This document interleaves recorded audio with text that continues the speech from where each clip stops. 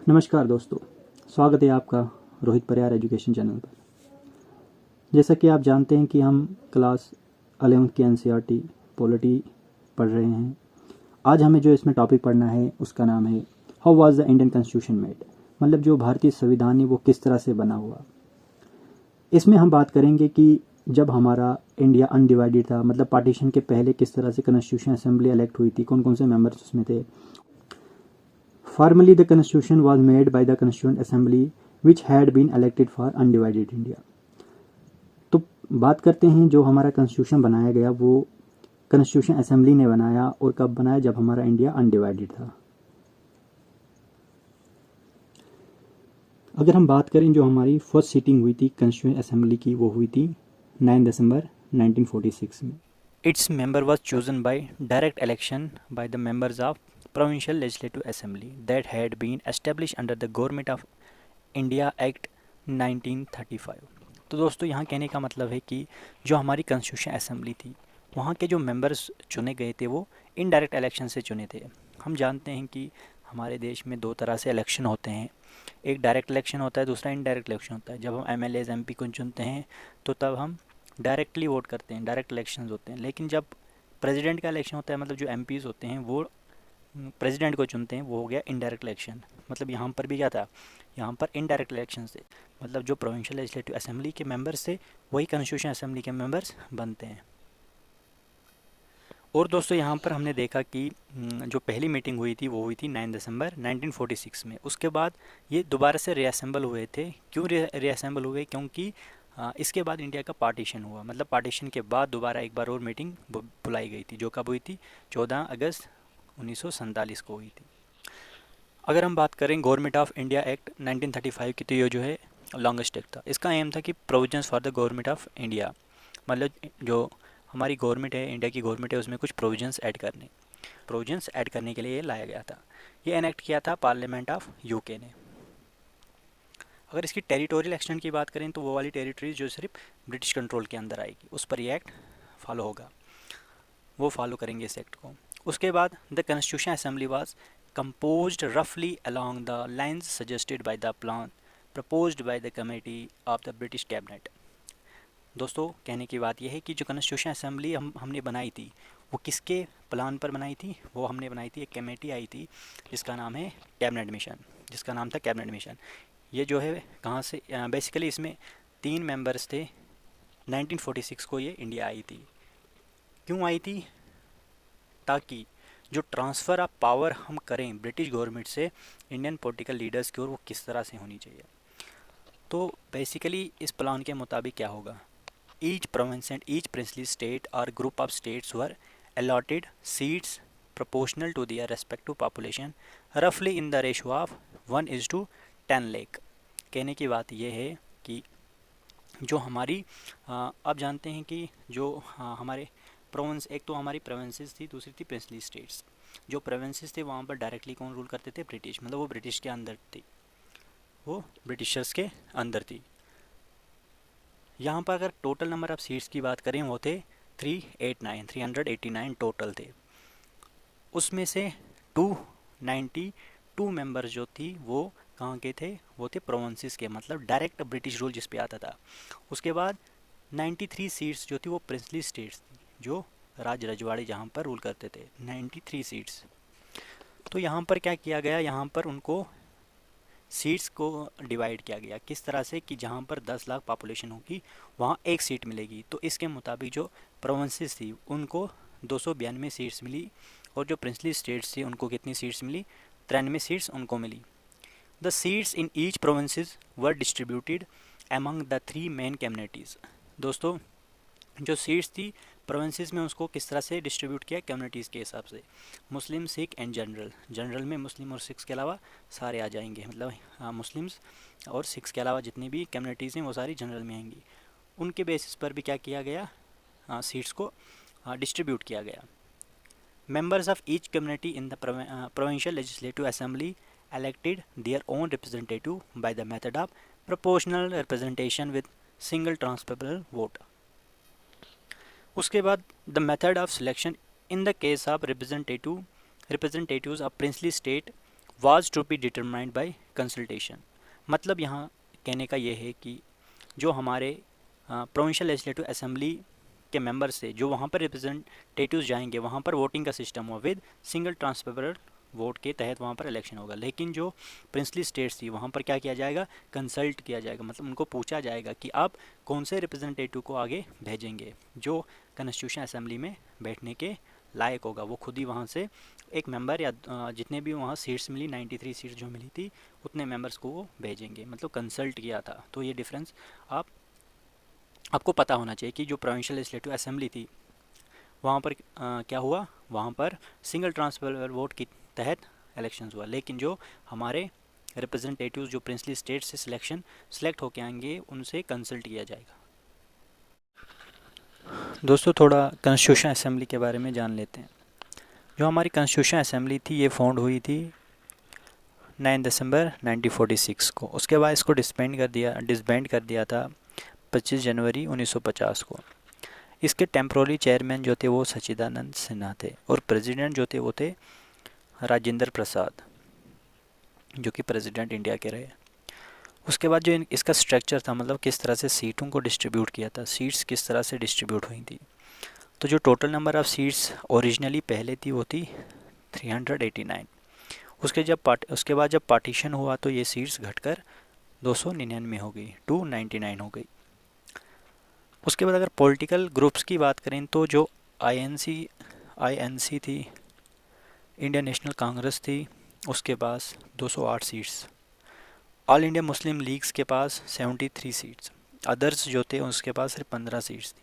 और जो princely states थी उसके पास 93 सीट्स थी। तो ये थोड़ा ब्रीफली इसके बारे में मैंने आपको बोला। आगे कॉन्स्टिट्यूशन असेंबली को हम अच्छी तरह से देखेंगे दोस्तों। उसके बाद हम देखेंगे कंपोजिशन ऑफ कॉन्स्टिट्यूशन असेंबली, मतलब कॉन्स्टिट्यूशन असेंबली किस तरह से बनी, कितनी सीट्स थी, किस तरह से जो पार्टीज थी उन्होंने किस तरह से अपना कंट्रीब्यूशन दिया, जो मेंबर्स थे वो किस तरह से कॉन्स्टिट्यूशन असेंबली को बनाते हैं। As a consequence of partition under the plan of 3 June 1947, those members who were elected from territories which fell under Pakistan ceased to be member of a constitution assembly। दोस्तों जब partition हुआ, partition जो है किस act के मुताबिक हुआ था, इंडिया इंडिपेंडेंस एक्ट, जो कब आया था, 3 जून को आया था। उसके मुताबिक वो वाली टेरिटरीज़ जो पाकिस्तान में अब आ जाएंगी उसके मेंबर्स जो है कॉन्स्टिट्यूशन असेंबली से हट जाएंगे।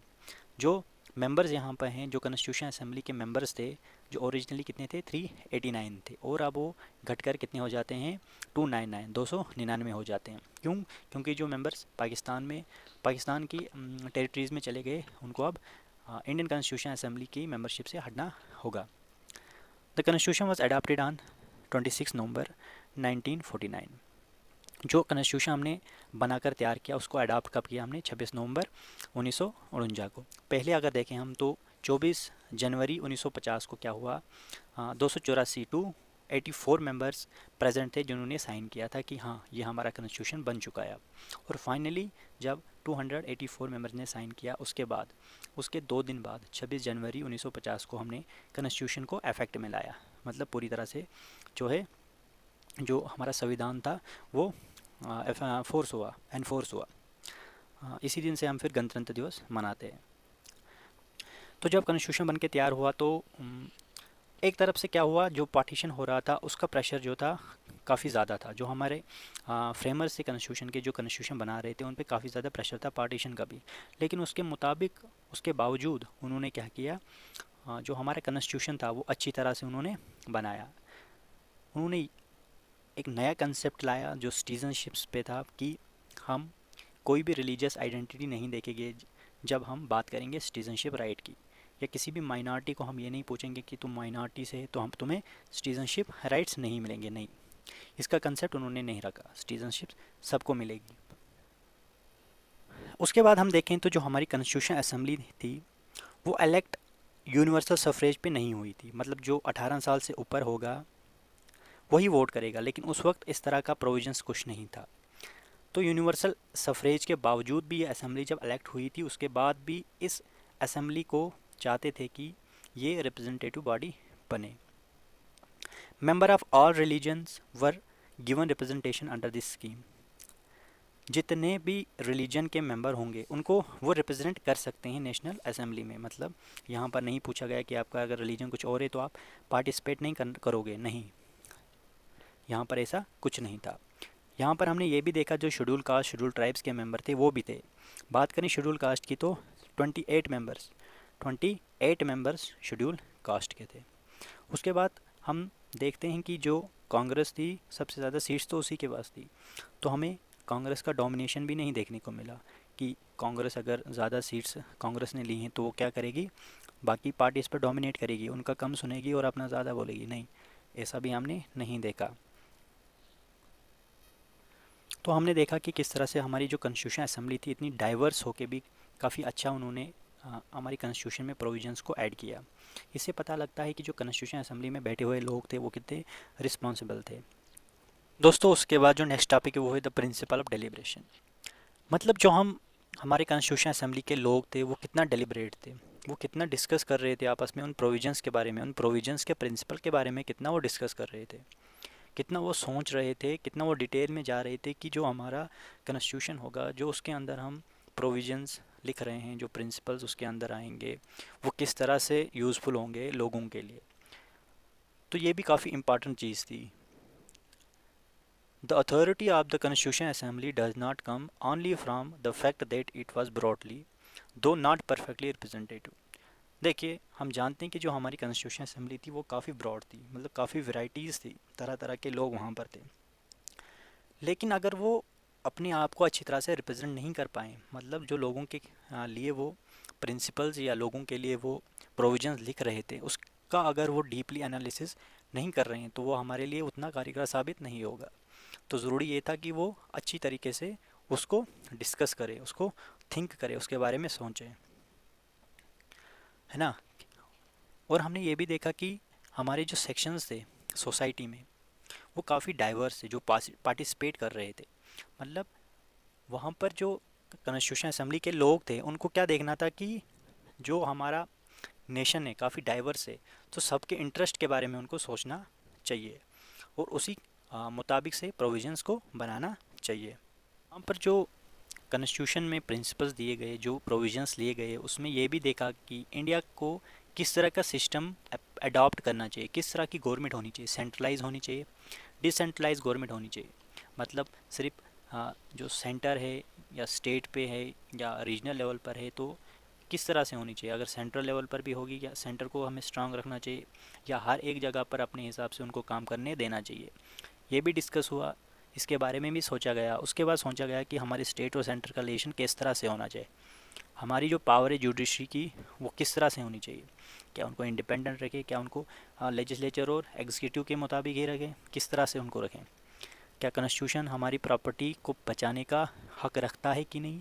इस तरह के सभी प्रोविजंस, इस तरह के सभी प्रिंसिपल्स को डिस्कस किया गया। उसी के बाद जो है हमारा कॉन्स्टिट्यूशन लिखा गया, ये प्रोविजंस कॉन्स्टिट्यूशन में ऐड किए गए। Only one provision of the Constitution was passed without virtually any debate, the introduction of universal suffrage। जी हाँ दोस्तों, सिर्फ एक ऐसा प्रोविजंस था जो विदाउट डिबेट के पास हो गया, वो था यूनिवर्सल सफरेज। मतलब जितने भी लोग 18 साल के ऊपर आएंगे वो सभी क्या करेंगे, वोट देंगे। वहाँ पर ये नहीं देखा जाएगा कि उसका रिलीजन क्या है, उसका कास्ट क्या है, उसकी एजुकेशन क्या है, उसका जेंडर क्या है, या वो कितना कमा रहा है, नहीं, जो भी 18 साल के ऊपर हो गया वो वोट करेगा, है ना दोस्तों।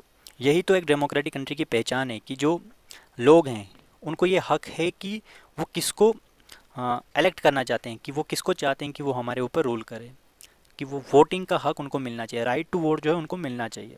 तभी एक डेमोक्रेटिक कंट्री जो है सक्सेसफुल हो सकती है।